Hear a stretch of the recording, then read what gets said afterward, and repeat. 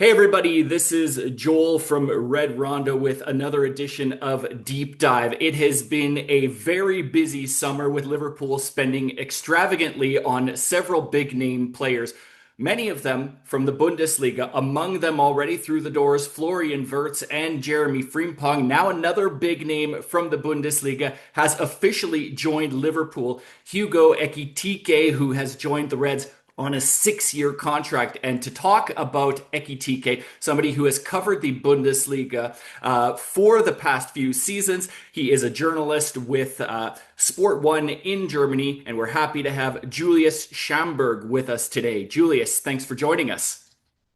Hi, everybody. Glad to be here.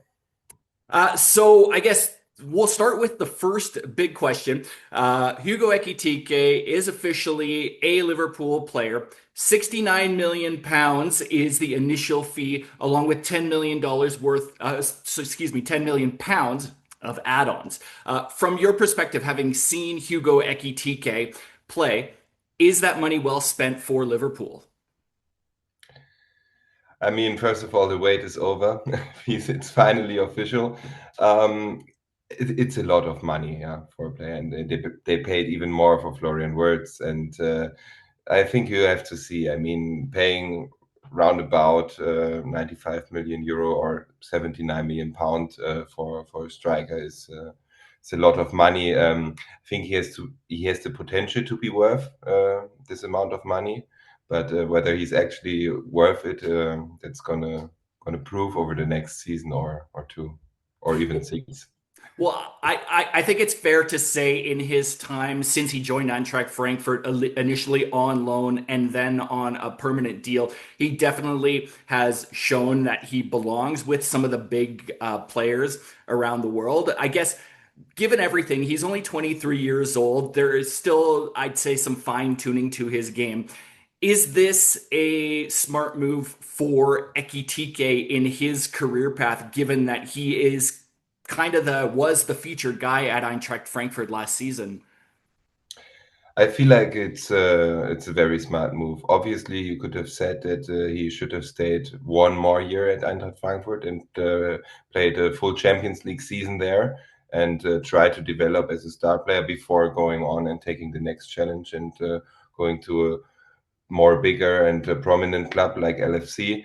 But I think it's the right move. He's a fantastic player, and fantastic players need fantastic clubs to play in. And Eintracht Frankfurt is very good, but it's no secret that the Premier League is more attractive than the Bundesliga to top players. And Liverpool has won the league. Yeah, they bought so many interesting players there. Uh, I think I can understand it. If I was him, I would probably do the same. And speaking, you said the word fantastic. Fantastic is probably one of the many things that can be associated with a former Liverpool manager, somebody who is highly respected in Germany, used to coach Borussia Dortmund, Jurgen Klopp. It's interesting. I remember having a conversation with a Bundesliga commentator who said, don't discount sort of the Jurgen Klopp influence when it comes to maybe getting German players over to Liverpool. He's not at Liverpool now, but I think Arne Slot played almost most of the same way that Jurgen Klopp had. Didn't do a lot of tinkering with the team last season. Do you think Klopp's influence in the way he played with Liverpool and the fact that Slot had the same sort of thing, do you think that attracts players like Ekitike, Wirtz, and Frimpong to come to Liverpool? I think it certainly does. Even though he's no longer the coach for Liverpool, everybody in Germany still associates him with Liverpool. I mean, he's working for Red Bull Leipzig now. But when Germans think of Liverpool, we automatically think of Jurgen Klopp as well. And I also remember how Arne Slot took over from Jurgen Klopp, and it was very emotional. And how Klopp spoke to the fans, and even had this song for Arne. So, as you said, they're working in a similar way. So I think the influence from Klopp is still there, and maybe Arne Slot is kind of profiting from that as well. Yeah, Well, he so certainly he certainly advantageous to say the least. Yeah. Yeah, and he certainly profited from that, really profited from all of the great work that Klopp did last season and thrived in his first season. I want to talk a little bit about Hugo Ekitike because he's played in a couple of different roles during his time at Eintracht Frankfurt. You know, he was for the first half of last season partnered with Omar Marmoush, usually played in a front two. He's also thrived when Marmoush left and played as the lone striker up front. From your perspective, having watched Ekitike at Eintracht Frankfurt, Arne Slot tended to go with just a single striker up front with three kind of in behind, a 4-2-3-1. Is that the ideal position for Ekitike, or would it be more ideal to maybe have him and Salah partnered up front? What's the most advantageous position to play Ekitike for you? I think Ekitike as a single striker would be the perfect position. You could see it when he played with Mamouche in Frankfurt. They played with two strikers, and when once Mamouche left, he was a single striker in Frankfurt. And obviously, he had to step up because kind of the best player left the team. But then we changed the system, and he played as a single striker, and he played even better.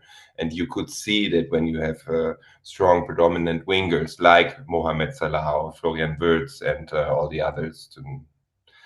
Not to name them all, but when they have players and wingers that feed him, he's just really good as a striker with his positioning, but also with his speed and his size. I think from what I saw in the media, many British fans were surprised about how tall he is. Yeah, and I think he's an ideal single striker and. When I see who can feed him from the wings, I think there actually is nothing that can go wrong so far. So I think it's interesting because you mentioned Florian Wirtz, we mentioned Mohamed Salah. Those are big names. Salah, particularly, is an established striker. Is may go down when his career is finished as one of the greatest Liverpool players to ever feature for the club. Ekitike's kind of been down this road before. He was at Stade de Reims, nowadays a fairly small club when it comes to French football. Back then, maybe like 40, 50 years ago, not so much. Then he went to Paris Saint-Germain, didn't work out. He kind of got lost in the shuffle over there. Is there a danger that him going to a team with a lot more big name players, with a lot more stars, that Ekitike might suffer a similar fate and get lost in the shuffle like he did at PSG? I don't know. Like I think it was a difficult time at PSG back then. Not only for Ekitike. If you're being brutal now, you could say you could compare it to Kylian Mbappe. Yeah, uh, he was the star player. It didn't work out, and now that he's gone, and maybe some others are gone, they go on to win the Champions League. Yeah. You must say and account as well that he was still younger at that time, still developing as a player, and it's so difficult for such a young player and talent to get the foot in the door at PSG. Yeah, and that's why the move to Frankfurt was so important for him because. From being a reserve player or just a talent that you want to keep and develop, he became the sole star player by the end of last season. So that's obviously a huge load that you put on the player, but I think it was the right move because he felt like he always felt like he wants to be the best striker in the world or one of the best strikers in the world. So he got put in the right position, and now LAFC is the next step, is the next move. And he'll be playing with one of the more established and one of the arguably the best striker in the world last season, who is going to be among the front runners for the Ballon d'Or in Mohamed Salah. One noticeable stat that I saw from Ekitike, and it's really difficult to put a criticism on somebody who found the back of the net. I believe it was 15 times last season for Frankfurt in the Bundesliga, which just in and of itself is impressive. But it took him like 117 shots, I believe, is what I saw for him to find the back of the net that many times. Is that an area of his game that you think maybe the biggest area of his game that needs fine tuning? Is he needs to be a little bit more decisive in that attacking third or more accurate? Yeah, he absolutely does need that. It's an area where he still needs to improve. Yeah. Um, this number of shots in perspective to 15 goals scored in the Bundesliga, if you leave out the other competitions, is simply too much for a striker of his caliber. So he needs to improve in that regard. I don't think that his shot, the shot himself, is bad or needs a lot of improvement, but he makes the wrong decision at times. There are situations where I would have expected him to shoot on the goal and he didn't do it. But there were also scenes where he shot on the goal and I felt like he should have passed on or something to another player or maybe go and make another move. But I think that's where Salah factors in. And you just mentioned he's a Ballon d'Or candidate, and he rightfully is. In my opinion, he's the best assist feeder in the world. And if you have someone like him playing together with Ekitike, I think that's going to stand out. And hopefully he doesn't need this many shots for scoring these little goals when playing with someone like Salah. Now, I think one sort of reputation that Ekitike brought with him when he initially was loaned out to Eintracht Frankfurt before making the permanent move there, and this isn't coming from me, by the way, this was a quote that I read from his former Reims manager, Oscar Garcia, who said that the image of many people, why many people weren't interested in Ekitike despite all of his raw talent, was he had a bit of a reputation of wanting to be compared to the best players in the world. And I think that rubbed off on people as being a little bit arrogant and feeling that maybe he's a little bit better than people. Has he, what's the reputation? Is that something that still followed him during his time at Frankfurt, or what's the overall impression by many people who cover the Bundesliga about Ekitike and his attitude? I mean, when he came to Frankfurt, I understand when people say it's arrogant. I wouldn't call it arrogant. I would call his behavior at that time maybe problematic. Um, but I felt like he's improved so much as a character and also as a person on and um, of the stadium because of the team spirit in Frankfurt. Like we have the so-called French connection. I mean, obviously, a few players going to leave from that connection, but we have many French-speaking players. Many young players, many talented players, and it helped him develop his character. And obviously, you have to mention Coach Dino Topmanner as well, because he Ekitike learned his lesson under Topmiller. Yeah, Ekitike probably expected to come there and be the star from day one and play 90 minutes every time. But especially in the beginning, Topmiller told him, you need to improve here. I want you to be physically stronger. And once you do that, and if you follow my lead, you are going to be my star player. And I can make you one of the best strikers in the world. But don't feel like you're one of the best strikers in the world just because you think so or because you say so. And that's what he learned at Eintracht Frankfurt and also with the team spirit. And obviously, it was a very successful season that helped as well. Yeah, I think that he has grown a lot. And yeah, Liverpool is going to be a huge challenge because in Frankfurt he was the let alone star by the end of the season. Now he comes into a club where there's plenty of bigger names around him, but I feel like he can manage that challenge as well. And talking of development, like you mentioned there, I think one of the things that he seemed to really grow a lot from, and another one of the reputations or maybe some of the flaws that people had from him when he was playing in Ligue 1 was his inability to maybe link up the play, build up play, particularly in transitional moments. Transition game is pretty big, not just with clubs like Red Bull, but in Germany as well. The free flowing, like transition game is a really big thing in Germany. How far along has he come when it comes to his link up and build up play in transitional moments?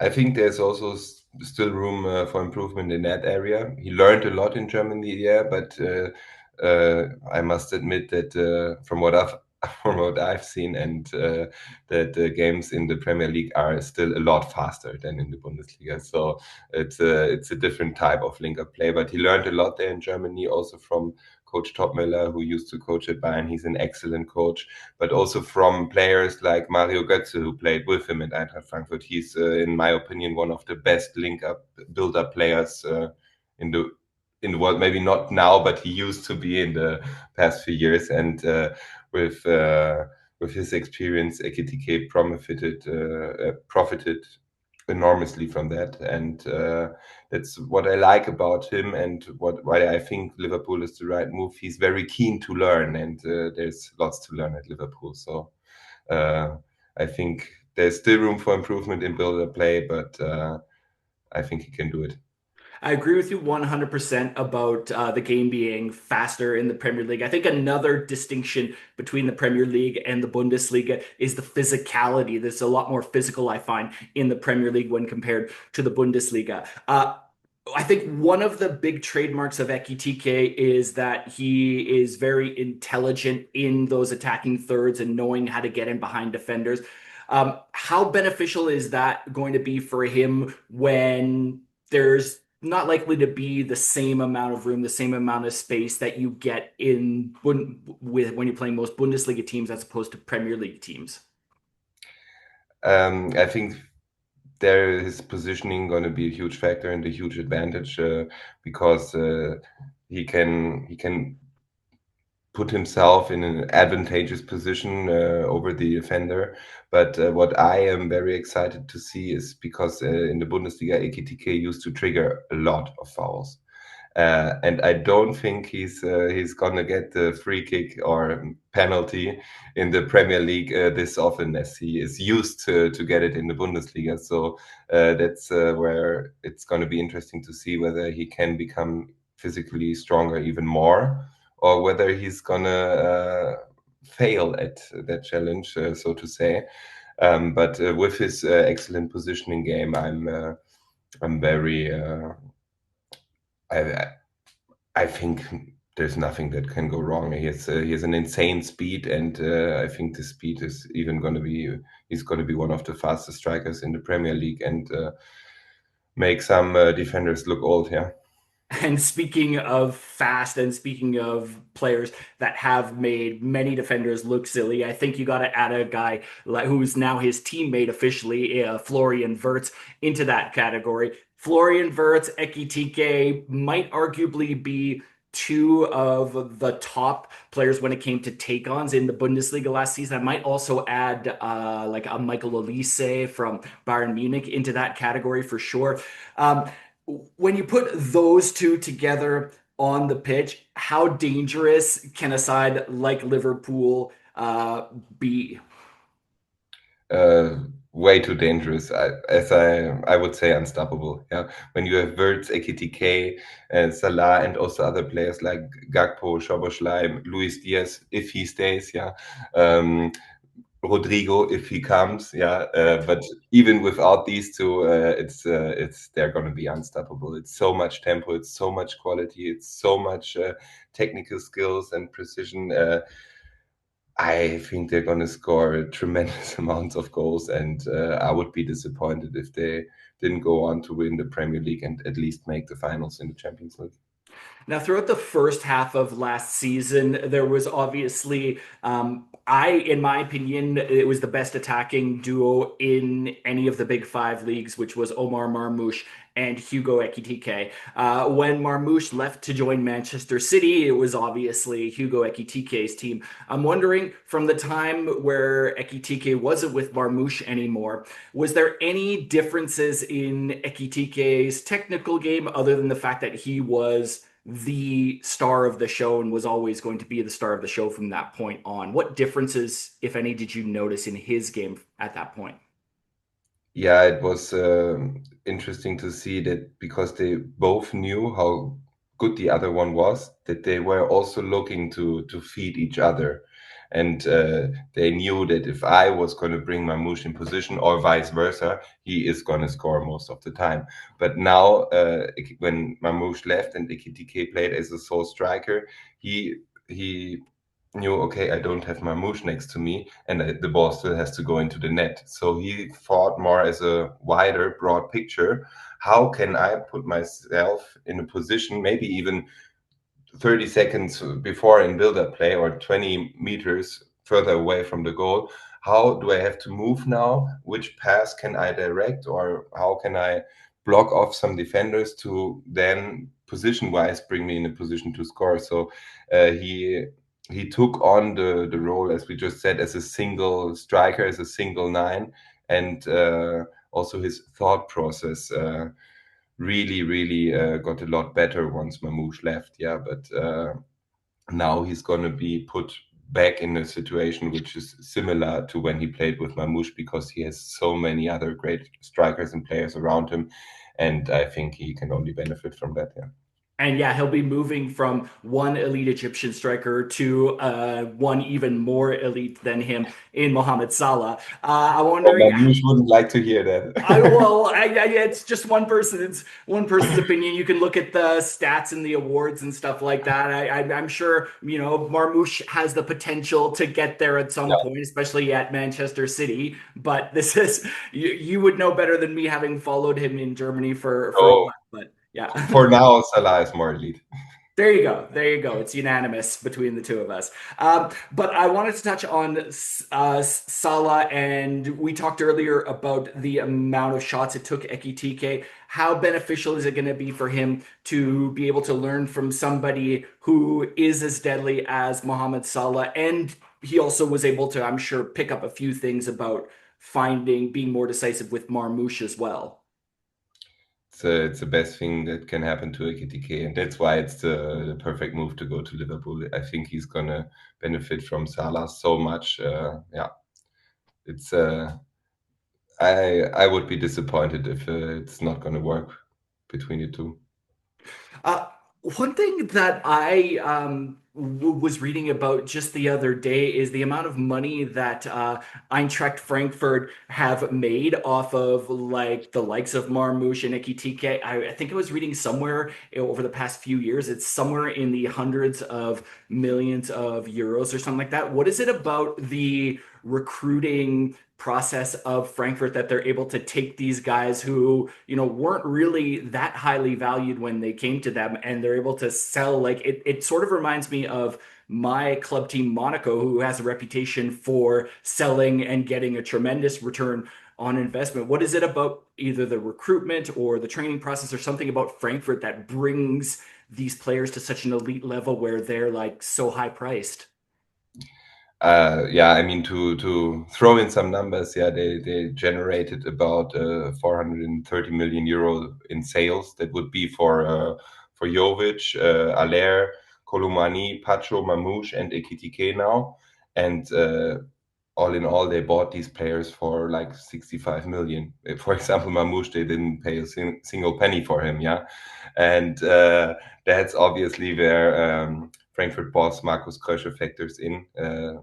The way he talks to other clubs, and the way he scouts, the way he has a vision which is also not just for one single transfer stage, but also for the course of the next couple of years, is really.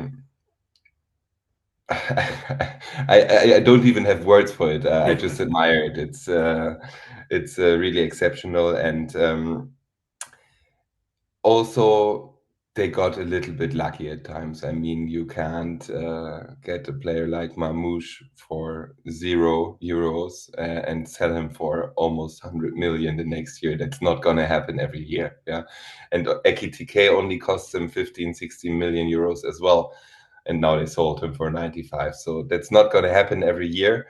But it's how do they do it? It's a mixture of expertise, competence, luck, and being there in the right moment at the right time. Now, obviously, the owners are more than happy to be able to bank that kind of money. But for the players that are on the training grounds, I'm thinking specifically Dino Topmuller, how big of a blow is it to him? First, he had to soldier on the second half of last season without Marmouche. Now he's got to do it without Ekitike. How big of a blow is it to a club like Eintracht Frankfurt that just came off of, I think, their best season in at least two, maybe 3 decades? Yeah, he never really admitted it. He always admitted that it was a blow, but we both know how big this blow is when you lose the best player in the team, and that twice in a row within the course of 6 months or of a full season now.